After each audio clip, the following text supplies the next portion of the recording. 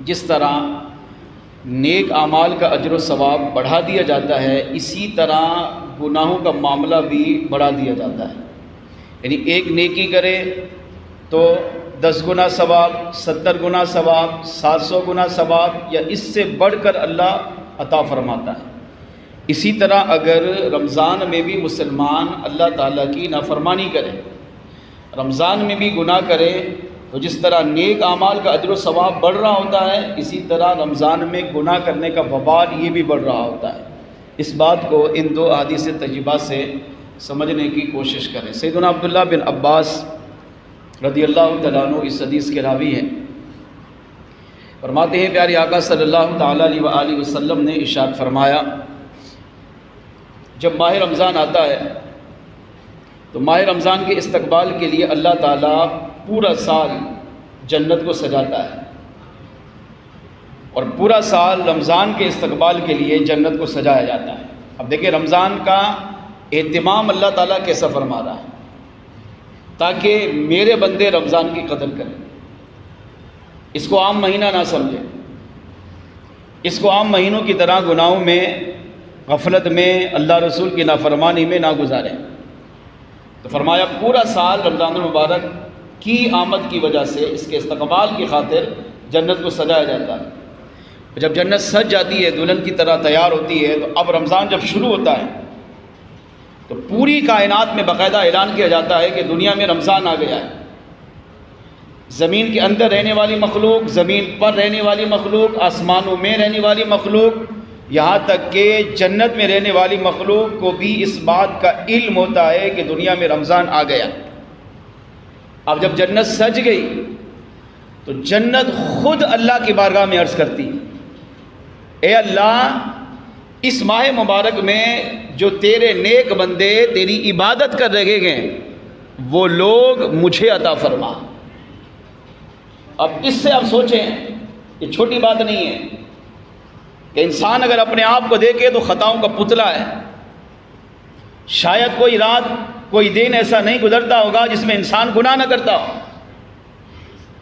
لیکن رمضان میں جنت اللہ کی بارگاہ میں عرض کر رہی ہے، اے اللہ، جو مسلمان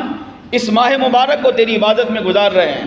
نمازیں پڑھ رہے ہیں، روزہ رکھ رہے ہیں، تراویحیں پڑھ رہے ہیں، قرآن پاک کی تلاوت کر رہے ہیں، صدقہ خیرات کر رہے ہیں، نیک اعمال کر رہے ہیں، رمضان کا ادب کر رہے ہیں، رمضان کی پاسداری کر رہے ہیں، رمضان کی بے حرمتی نہیں کر رہے، ان کے بارے میں دعا کر رہی ہے، ان کے بارے میں اللہ کی بارگاہ میں التجا کر رہی ہے، اے اللہ، اس رمضان میں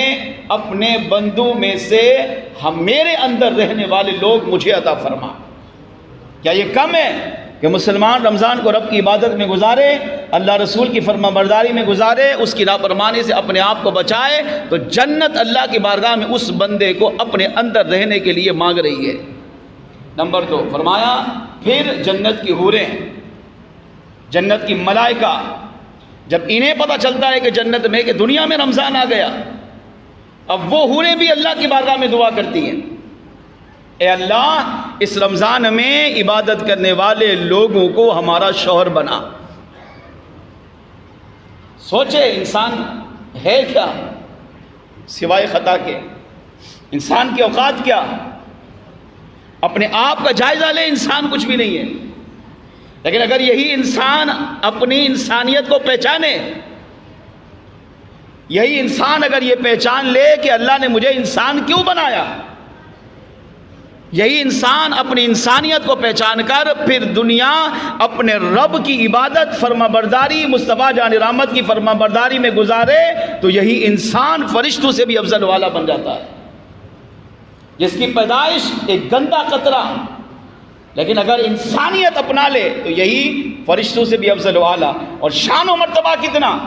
کہ جنت کی ملائکہ حوریں اللہ کی بارگاہ میں عرض کر رہی ہے، اے اللہ، اس ماہ رمضان میں جو مسلمان تیری عبادت کر رہے ہیں ان کو ہمارا شوہر بنا۔ جنت خود طلب کر رہی ہے، کن کو؟ رمضان میں عبادت کرنے والوں کو، اور جنت کی ملائکہ، جنت کی حوریں اس کو اپنا شوہر بنانے پر فخر کر رہی ہیں، اللہ کی بارگاہ میں دعا کر رہی ہیں۔ پھر میرے آقا صلی اللہ تعالیٰ علیہ وآلہ وسلم نے ارشاد فرمایا، جس نے اس مہینے کے اندر اپنے نفس کی حفاظت کی، شیطان قید ہے نا، لیکن پھر بھی مسلمانوں کی ایک تعداد ہے جو اب بھی گناہ کر رہی ہے، اب بھی نماز نہیں پڑھ رہی، اب بھی روزہ نہیں رکھ رہی، تراویح نہیں پڑھ رہی، اب بھی فلمیں ڈرامے دیکھ رہی ہے، رات گناہوں میں گزار رہی ہے، ایک تعداد ہے مسلمانوں کی اب بھی، تو شیطان تو کہہ دے تو ان کو کون گمراہ کر رہا ہے؟ ان کو اپنا نفس گمراہ کر رہا ہے، نفس امارہ ان کو رمضان میں بھی رب کی عبادت سے دور کر کے اس کی نافرمانی میں مبتلا کر رہا ہے۔ تو میرے آقا صلی اللہ علیہ وسلم پر قربان، ارشاد فرمایا جس نے ماہ رمضان میں اپنے نفس کی حفاظت کی، نفس کی باتوں میں نہیں آیا، نفس کے بہکانے میں نہیں آیا، نفس نے کہا یہ گناہ کر، مگر اس نے نہیں کیا، اپنے آپ کو روکا، تو آقا فرماتے ہیں جس نے ماہ رمضان میں اپنے نفس کی حفاظت کی اور کوئی بھی نشہ آور چیز استعمال نہیں کی، نہ چرس پی، نہ بھنگ پی، نہ افیون پی، نہ کسی طرح کی کوئی اور چیز، نہ شراب پی، نہ ہی کسی مسلمان پر بہتان باندھا، جھوٹی تہمت لگائی،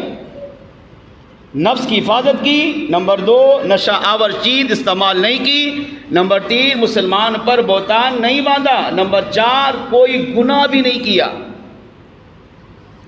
یعنی رمضان کو رب کی عبادت میں گزارا۔ تو میرے آقا صلی اللہ علیہ وسلم اب اسے خوشخبری دے رہے، فرمایا جس نے یہ کام کیے اللہ کریم رمضان کی ہر رات کے بدلے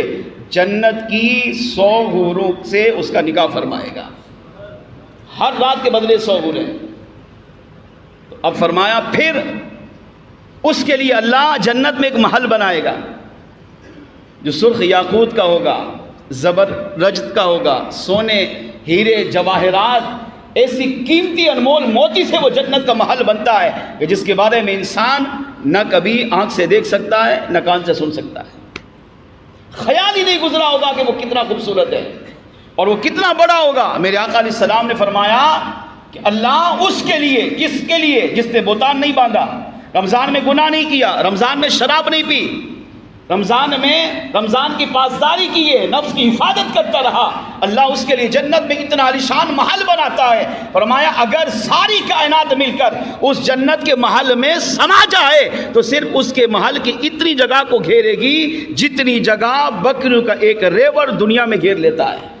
جس طرح بکریوں کا ایک باڑہ ہم بناتے ہیں جس میں بکریوں کو ہم رکھتے ہیں، تو بکریوں کا ریوڑ اس باڑے کی جتنی جگہ کو گھیرتا ہے، آقا فرماتے اتنی جگہ وہ ساری کائنات مل کر جب جنتی اس محل میں داخل ہو تو اتنی جگہ گھیرے گی۔ اس سے آپ اندازہ کریں وہ محل کتنا بڑا ہوگا۔ کس کو ملے گا؟ رمضان کا ادب کرنے والے کو، رمضان کو اہمیت دینے والے کو۔ اب یہاں میرے آقا صلی اللہ علیہ وسلم نے رمضان کی فضیلت بیان کی، رمضان کا ادب، رمضان کا مقام امت کو سمجھایا۔ اب اس کے برعکس ارشاد فرمایا اور جس نے اس مہینے کے اندر بھی اپنے نفس کی حفاظت نہ کی، اس کو گناہوں میں مشغول رکھا، نفس نے کہا یہ گناہ کر لیا، نفس نے کہا نماز نہ پڑھ، نہیں پڑھی، نفس نے کہا روزہ نہیں رکھا، نفس نے کہا تراویح نہیں پڑھی، نفس نے کہا تلاوت قرآن نہیں کی، نفس نے کہا یہ گناہ کر لیا، نفس کو نہیں روک سکا۔ تو آقا فرماتے ہیں جس نے ماہ رمضان میں اپنے نفس کی حفاظت نہ کی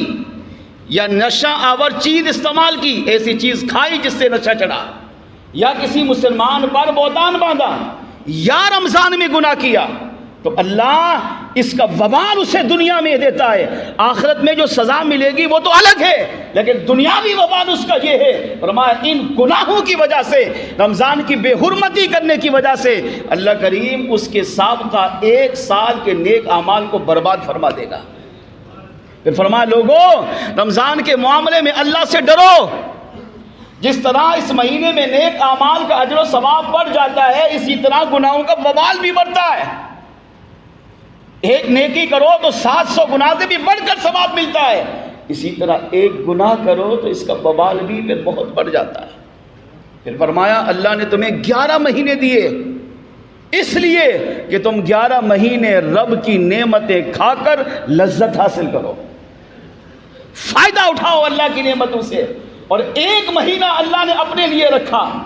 میرے بندے 11 مہینے تیرے ہیں، تو اس میں میری جو بھی نعمت کھائے گا میں تجھ سے کوئی حساب نہیں لوں گا، لیکن 1 مہینہ میرا ہے، اس میں میری خاطر روزہ رکھ، میری خاطر اس کو عبادت میں گزار، اس مہینے کو اہمیت دے، اس میں ساری زندگی تو نعمتیں کھاتا رہا، مگر اس مہینے میں کم از کم کچھ وقت کے لیے اپنے آپ کو نعمتوں سے روک۔ یعنی روزہ رکھ، نمازیں پڑھ، تلاوت قرآن کر، اس مہینے کو اللہ کی عبادت میں گزار۔ تو آقا علیہ السلام نے ارشاد فرمایا کہ جس طرح رمضان میں نیک اعمال کا اجر بڑھ رہا ہے، اسی طرح گناہوں کا وبال بڑھتا ہے، لہٰذا رمضان کے معاملے میں کوتاہی کرنے سے رب سے ڈرو۔ اس سے پتہ چلا کہ جس طرح رمضان میں اجر و ثواب بڑھ رہا ہے، گناہوں کا وبال بڑھ رہا ہے، لہذا مسلمان کو چاہیے کہ وہ دونوں کام کرے، رمضان کو عبادت میں بھی گزارے اور اپنے آپ کو رب کی نافرمانی سے بھی بچائے۔